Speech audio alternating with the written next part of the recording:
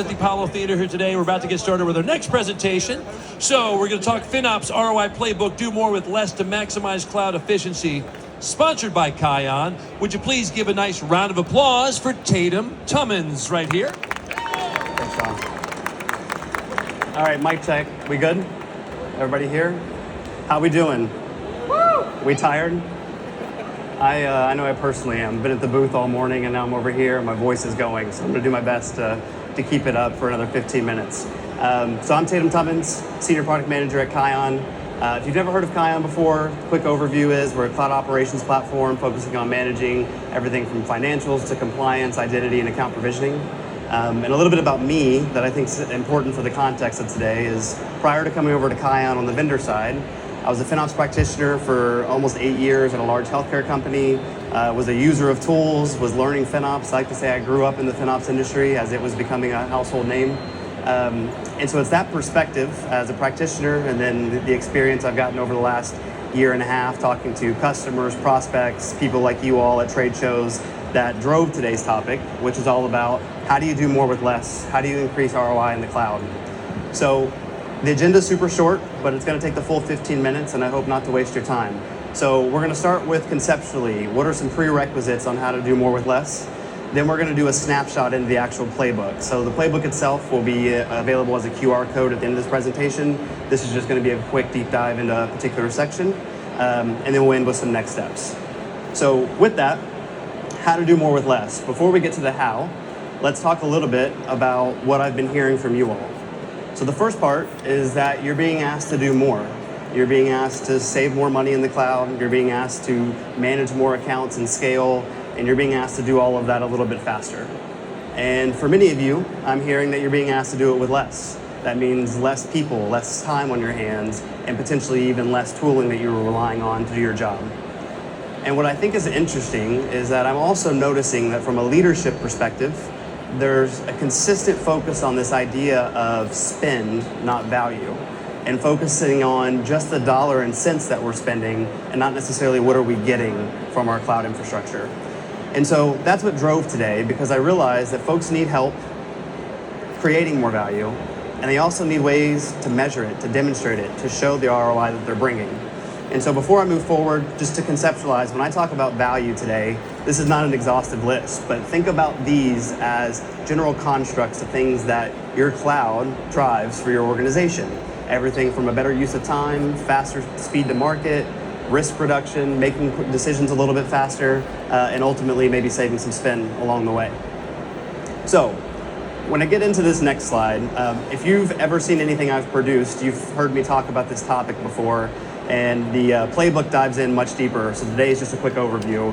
But I'm very passionate about the collaboration point between FinOps and CloudOps teams at organizations. And the quick reason why that is, you guys still hear me? Yeah. Is because when you think about what FinOps is and the general FinOps phases of inform, optimize, and operate, I think there's an opportunity for efficiencies to be gained in the operate phase where you're focused on governance policies, automation, continuous improvement. And that's where I think FinOps and CloudOps teams should come together because they have different strengths. Typically your CloudOps teams, maybe you call them DevOps, maybe you call them a little something else, but these teams are typically the folks that are really good at governing and putting in automation, which allows them to focus on their strengths while your FinOps team focus on more of the inform and optimize phase. The next thing it allows for is you're optimizing process, not spend. So even if you're not optimizing a piece of spend, if you're making a process faster, you're gaining value from that. And the last piece is that you're eliminating risk. So the more that you can automate and produce consistent processes, the more you're going to eliminate risk from a potential security compliance incident, but also the idea of a cost overrun or a budget overrun.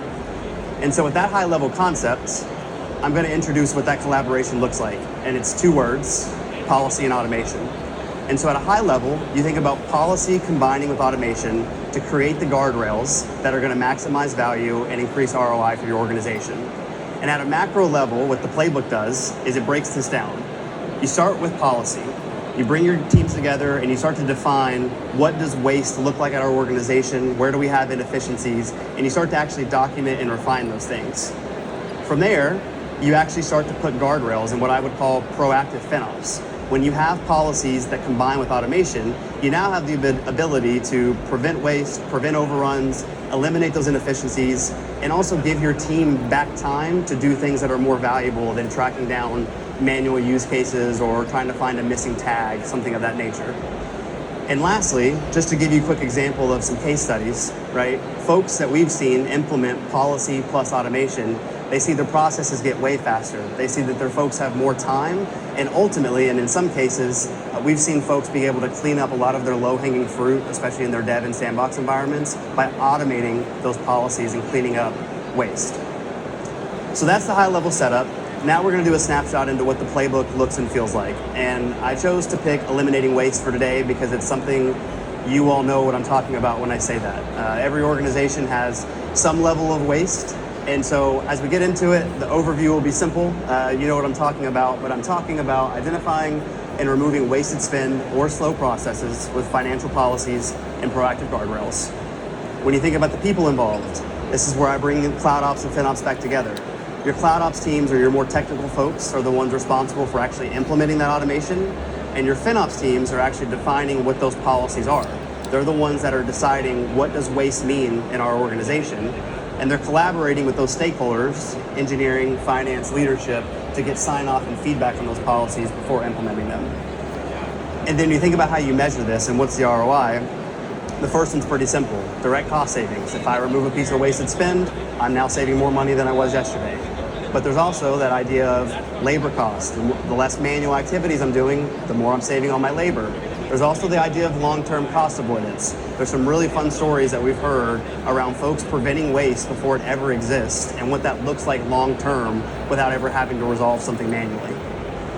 So, to get into actual levers here, I'm going to touch on three, and two of which might surprise you, but I'm going to walk through some levers of how you can actually automate eliminating waste in your organization. And the first is actually tagging. So this idea of if I can enforce key value pairs throughout my accounts, what that does for me is a couple things. Is one, if I have a piece of waste or an anomaly detection that comes up, I don't have to wonder about who owns it because it already has the proper tagging. And then I also don't have to go chase down the engineering team to find out more specifics on who specifically owns that piece of waste. And the last piece is that your other FinOps processes like chargeback or showback that are probably relying on tagging are now more consistent and reliable because you've automated that throughout your organization. The next piece, which I've already talked about plentiful, is the actual policy piece. You sitting down, each organization's a little bit different in how you want to define waste, right? What an idle instance to you might be different to someone else. But going through the process of writing those down, defining them, and then building processes around them to actually generate action. Everything from simple business start and stop logic on the weekends to maybe identifying what your AI usage should look like and putting some guardrails around that. And the last piece is communication. And this is the big one that I don't want to overlook. If you think about the idea of an anomaly happening in your account and the time it takes for the right person to review that and then the right person to take action, if you can trim down that process where for many of you I hear that can take well over a week, if you can trim it down to days or even hours or even within the hour for someone to make a decision on that anomaly, the impact on your organization is huge. And so to show this in action, for those of you in the back that may not can see this, this is just a cloud custodian policy that we actually use at Kion in our own AWS environment. And I'll give you a quick explanation of what it is and what you're looking at. This policy is looking for an EBS volume that's been unattached for 7 days. If that condition is met, it takes a snapshot. And if the key value tag of Kion preserve is not on it, it automatically gets deleted. And so for us, automation looks like actual remediation of that waste. For some of you, that might seem like pie in the sky, way too much for where we're at in our journey. And that's okay, because automation could also just mean a Slack notification to the right person who owns it to make that decision a little bit faster. Or maybe it looks like an integration with Jira or ServiceNow, or whatever your ticketing services might be, that assign it to the right person to review automatically once the policy's found. And so that gives you a quick snapshot of how those levers kind of come together to make eliminating waste a little bit quicker, and how policy is the first part that drives those automated guardrails. And so high-level next steps for this particular section The first is strategy and execution. So you have to align on what you're going to do to implement automation. Are you going to buy external? Are you going to build it yourself? Or are you going to do a little bit of both? You have to do something, though. The second piece is actually creating those financial policies. I've mentioned that word too many times already, but you have to actually sit down and write them as an organization. And the last piece is, as you're investing in automation, you try to answer 3 questions. Who owns it? Is it waste? And can we act? Ultimately, when you think about measurement examples, these are some things that we've seen customers use to try to actually baseline and prove out what ROI they're getting from these activities. Not an exhaustive list, but just some examples that are top of mind. And then when you think about case study, so these are 2 recent examples from customers that we polled.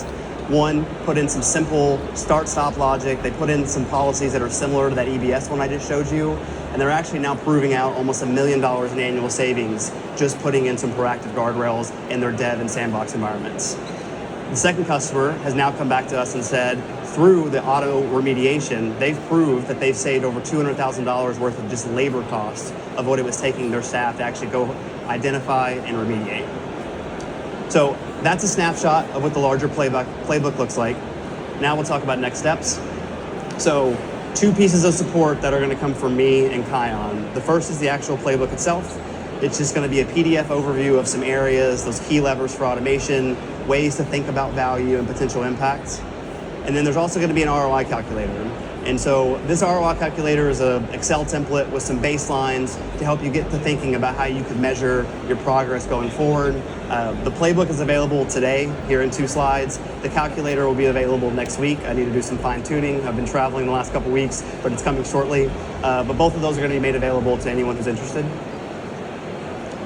Before I do my final takeaways, there's some prerequisite considerations that I'm going to touch on because they're really important. And the first is your investment strategy. I've already touched on this a little bit, and excuse the double negative here, but you have to build or buy, but you can't afford to do neither. And I promise you, your competitors or the other people that you're up against in your industry, they're thinking about this, they're starting to work on this. And this idea years ago of automating your cloud waste or a policy in the cloud seemed like a scary thing, but it's starting to become more real. And so I encourage you to take it very seriously and use some sort of ROI analysis comparing how long would it take your internal teams to build this versus what would a tool cost me, and use that to drive your decision.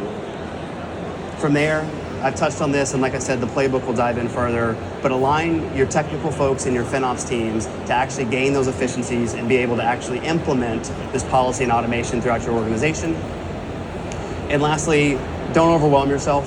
Start small. Pick an account, a particular team. Maybe it's a particular process that you want to start with.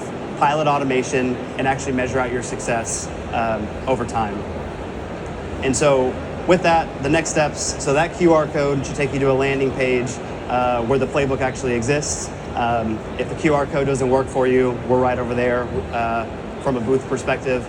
But the high-level next steps here, align on those initial considerations. You have to combine your teams for collaboration. You've got to decide on your investment strategy, and you've got to figure out how you're going to get started.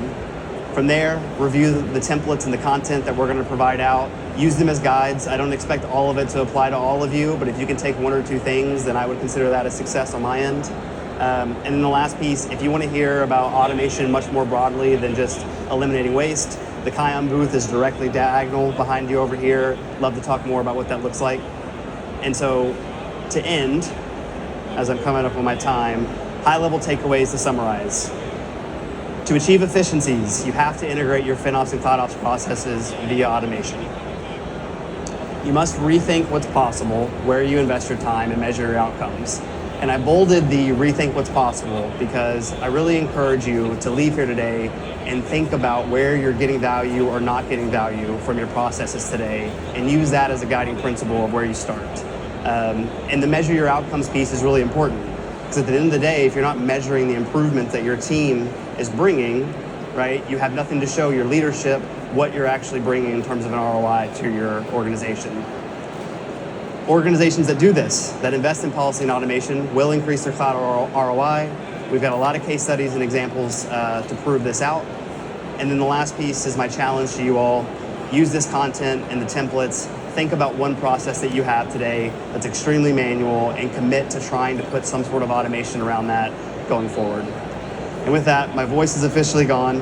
I thank you all for being here. I believe I'm supposed to plug our marketing. I think the first 25 people who come over to the booth get a gift card. So if you want to come over to the Kion booth right behind you, first 25 folks get a gift card. As for myself, I'll be around here for questions. I'll be at the booth the rest of the day if you want to talk more, deep dive on anything. I appreciate you guys being here. You could do whatever you wanted within 15 minutes and you chose to be here. So I appreciate that. So thanks all. Tatum Tummins, ladies and gentlemen. Nice round of applause. Thanks, Tatum, with Kion. All right, friends, coming up at the top of the hour at 3 p.m.